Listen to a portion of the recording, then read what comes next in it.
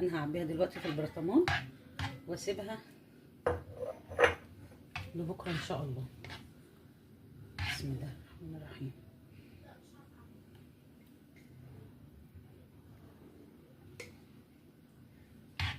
بس غنيه كده كلها ما شاء الله، سمسم وسوداني، تدي طاقه ودفى حلو كده. سندوتش الصبحيه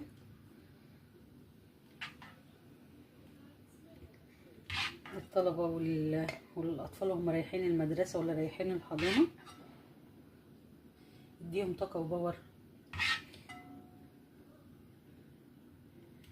يعني لا يمكن هتجيبيها جاهزه ويبقى فيها كميه السمسم والسوداني دي.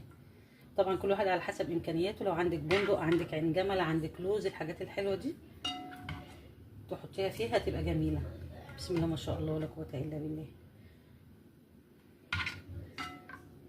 عملناها معاكم اهي، ما خدتش 10 دقايق. ما تكسليش بقى، وهاتي الحاجه واعمليها زي ما عملناها وقولي لنا ايه رايك.